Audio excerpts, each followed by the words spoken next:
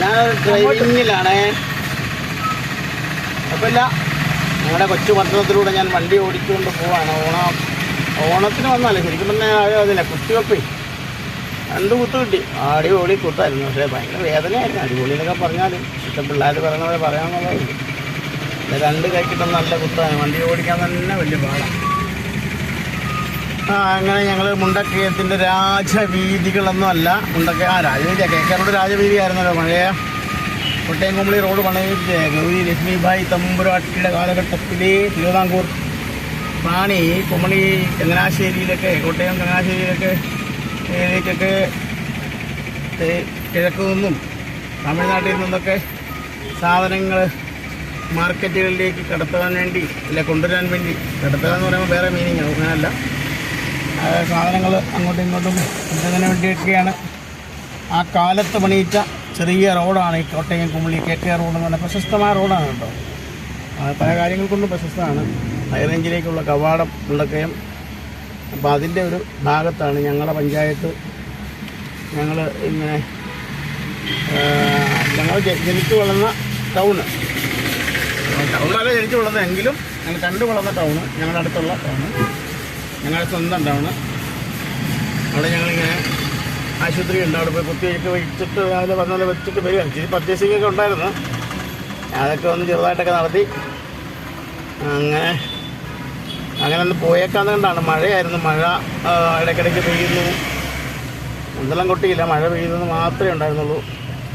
പിന്നെ ഈ മന്ദളമൊക്കെ പൊട്ടാതിരിക്കുമോ ഞാനൊന്ന് വീടാക്കുകയാണ്. വേറെ വണ്ടി വരുന്നു. ഓക്കെ, കുഴപ്പമില്ല. എങ്കിലും തിരക്കായി കേട്ടോ. മുണ്ടക്കയത്ത് തിരക്കായി. ഓണത്തിരക്ക് സിറ്റി സിൽക്സ് കടക്കാരൊക്കെ നമുക്ക് വല്ല തരുമല്ലോ. സിറ്റി സിൽക്സ് ആണ് സ്റ്റുഡിയോ. അപ്പുറത്ത് ബസ് സ്റ്റാൻഡാണ് ലെഫ്റ്റ് സൈഡിലേക്ക്. ഇത് ആദ്യമായിട്ട് വരുന്നവർക്ക് പെട്ടെന്ന് തോന്നും മുണ്ടക്കയത്തിൻ്റെ വഴി നേരെ അങ്ങോട്ടായിരിക്കും. പക്ഷെ അല്ല, ആ ലെഫ്റ്റ് സൈഡിലേക്കുള്ള വലിയ വഴിയായിട്ട് പോകുന്നത് ബസ് സ്റ്റാൻഡിനകത്തേക്കുള്ള കോട്ടയം ജില്ലയിലെ ഏത് പ്രൈവറ്റ് ബസ് സ്റ്റാൻഡുകൾ KSRTC ചേർന്നാണ് ഏറ്റവും വലിയ ബസ് സ്റ്റാൻഡുകളിൽ പ്രധാനപ്പെട്ട ഒന്നാണ് മുണ്ടക്കയം ബസ് സ്റ്റാൻഡ്. അതുകൊണ്ട് അങ്ങോട്ട് നോക്കി കാണാം. കണ്ടോ, അതാണ് നമ്മുടെ ബസ് സ്റ്റാൻഡ്. അതിമനോഹരമായ നീളത്തിലുള്ള ബസ് സ്റ്റാൻഡ്. ഇത് KK റോഡ് രീതിയിൽ വരുന്നു. ഇങ്ങനെ വന്നിട്ട് ഇങ്ങനെ ഇത് നമ്മുടെ ലത്തിയപ്പള്ളിയുടെ അവിടുത്തെ ഇത്, അതായത് കുറച്ച് കാര്യങ്ങൾ. ലത്തിയപ്പള്ളി ഇവിടെയാണ്. അവിടെ BBM UPC കോളേജൊക്കെ ഉണ്ട്, സ്കൂളൊക്കെ ഉണ്ട്. പിന്നെ ഇവിടെ ടൗൺ ബേക്കറിക്കാരുടെ 2-3 കടകളിൽ ഒരെണ്ണം. എനിക്ക് മുമ്പ് എനിക്ക് ഒരു പയ്യൻ കയറി ചെക്ക് വെച്ചു നമുക്കിട്ട്. പോട്ടെ, മുനിസിപ്പലായിട്ട് നമുക്കൊന്നും ചോദിക്കാൻ പറ്റത്തില്ലാത്ത കാലഘട്ടമല്ലേ. അപ്പം ഞങ്ങൾ KK റോഡിൽ നിന്ന് വിട്ട് പയ്യെ നമ്മുടെ Erumeli Mundakkayam state highway NH 183A പ്രവേശിക്കുകയാണ്. സുഹൃത്തുക്കളെ എന്ന് ഞാൻ വിളിക്കുന്നില്ല, അത് ശരിയാകത്തില്ല. നിങ്ങളെ സുഹൃത്തുക്കളും എല്ലാവരുമാണ്. അതുകൊണ്ട് എൻ്റെ ഈ സംസാരത്തിനും ഒക്കെ നിങ്ങൾക്ക് എന്തെങ്കിലും അരോചനം തോന്നിയാൽ ക്ഷമിക്കുക എന്നുള്ളതല്ലാതെ വേറെ ഒന്നുമില്ല. പ്രിയപ്പെട്ടവരേ, അങ്ങനെ മണിമലയാറിൻ്റെ തീരത്തേക്ക് ഈ പ്രളയമൊക്കെ കഴിഞ്ഞ നാളുകളിലൊക്കെ മുണ്ടക്കയത്തെ ഒരു 2019 മുതൽ മുണ്ടക്കയത്തെ ഇടയ്ക്ക് ഗ്രസിക്കുന്ന ഒരു സംഭവമായിട്ട് മാറിയിട്ടുണ്ട്. എങ്കിലും നമ്മുടെ എരുമേലി മുണ്ടക്കയ റോഡ് തുടങ്ങിയപ്പോൾ അവിടെ പോലും തിരക്കായി. ഇനിയിപ്പോൾ 2-3 ദിവസം ഇവിടെ 2-3 ഓണം വരെ, ഓണം കഴിഞ്ഞു ഇങ്ങോട്ട് അടുക്കാൻ പറ്റത്തില്ലായിരിക്കും. എല്ലാ കേരളത്തിലെ കൊച്ചു പട്ടണങ്ങളെയും വലിയ പട്ടണങ്ങളെയും പോലെ ഇവിടെയും ജനമൊക്കെ ഒന്ന് ഉണർന്നു. മഴയാണെന്ന് പറഞ്ഞാലും കഴിഞ്ഞിട്ടുണ്ട്. നമ്മളിപ്പോൾ പോകുന്നത് അതായത് മണിമലയാറിന് കുറുകെയുള്ള കോസ്റ്റ് വേയുടെ കയറി. കോസ്റ്റ്വേയുടെ കൈവരിയൊക്കെ കഴിഞ്ഞ 2 ആഴ്ച 3 ആഴ്ച മുമ്പുണ്ടായ ഒരു പ്രളയം, ചെറിയ പ്രളയത്തിൽ കൈവരിയെല്ലാം അടിച്ചുകൊണ്ട് പോയി.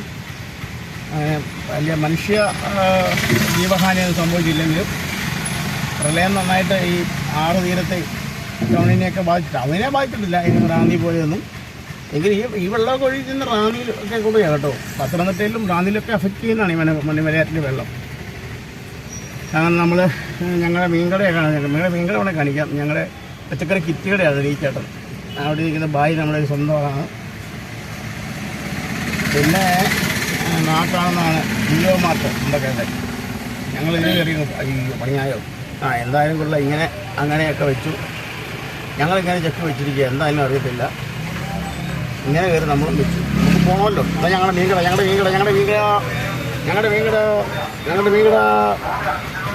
ഹലോ അടുത്ത ദിവസം വരാം. കേട്ടോ. നാളെ പകലാം ടുമോറോ. അടുത്ത ദിവസം വരാം. അടുത്ത ദിവസം വരാമെന്ന്. ഇങ്ങോട്ട് പോട്ടെ. ഓക്കെ, ഞങ്ങൾ മീൻകാരാണേ. നമുക്ക് മീനെന്ന് പറഞ്ഞാൽ ഭയങ്കര ഭ്രാന്താണ്. അത് ചെറിയ മീൻ, എനിക്ക് ചെറിയ മീനാണ് ഇഷ്ടം.